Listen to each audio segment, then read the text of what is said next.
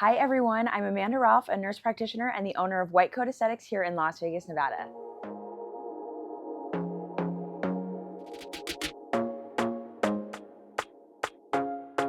Today we are diving into some of the most common myths about aesthetic treatments. So whether you're interested in Botox, fillers, or other skin treatments, I am here to debunk these myths for you today. Let's get started. One of the most common myths that I wanted to start with is that Botox and fillers are the same thing. They are absolutely not the same thing, and I want to walk you through what the differences are. Botox is a medication. It is a purified protein that we inject into muscles to relax muscle movement. Typically, this is used in the upper face. Majority of the time, there are indications for the lower face as well. Fillers are hyaluronic acid gels, and these are used to act as like a volume replacement for cheeks, lips, jawline. There's lots of areas that we can use filler, but these two are not the same thing. I hear all the time random people who are not educated in the field say to me, "Oh, that lady has way too much Botox. Her face looks so crazy." Typically, if you're looking at someone, you can obviously tell that they are way overdone and look crazy. It is actually going to be too much filler or some sort of substance injected into the face rather than a Botox. Yes, you can look crazy with Botox, but really it would just be not being able to move your eyebrows at all, not being able to have any sort of facial expressions. And I find the majority of the time, it's a filler problem. I also want to say that Sculptra and dermal fillers, hyaluronic acid, are not the exact same either. So hyaluronic acid fillers, these are your Restylane, your Juvederm products. These are that hyaluronic acid gel that hangs out in the skin where we inject it. Sculptra is a filler technically, but it is an injectable that is instead going to stimulate your body to create more collagen.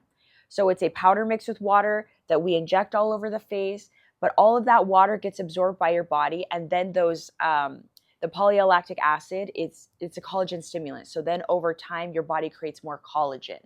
So filler is a gel. It's a gel, hyaluronic acid gel that's hanging out in the skin. Sculptra is a biostimulant that just stimulates more collagen growth in your skin.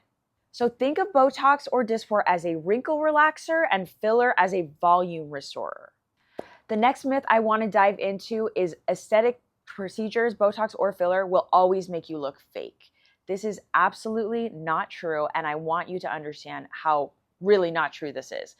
Botox and fillers, there is a wide range of how you can look with these. The majority of people that get them, you really cannot tell.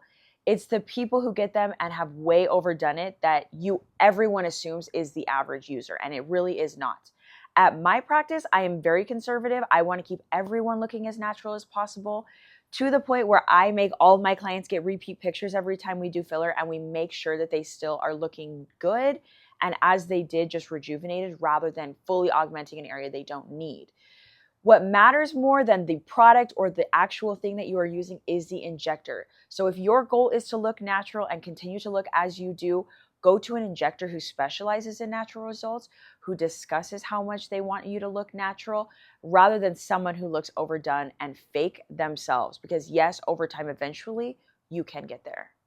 So if your concern is looking fake or overdone, you do not want to look that way, make sure you choose an injector who prioritizes the natural facial anatomy and a less is more type of injectable approach. Okay, the third myth that I want to debunk is that you have to start at a certain age, or there's a perfect time to start, or it's too late, or if you start too young, you're messing up your face.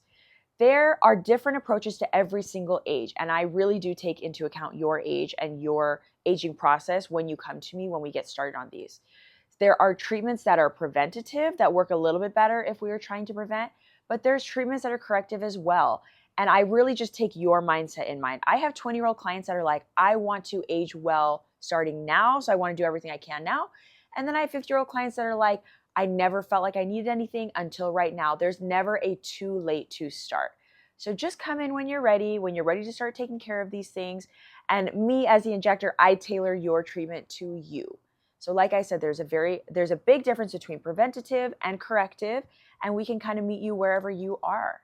Preventative treatments can work wonders in your 20s and 30s, but we can use corrective treatments at any age to get you to where you want to be. What you need to do is go to a good injector that you trust. So come on in and have a consult today. There you have it, 3 common aesthetic myths debunked. Let me know if you have any other questions or any other myths that you have heard or any questions for me. I hope that this video helped you feel a little bit more comfortable coming in for a consult and just a little bit more educated about starting this process on your own.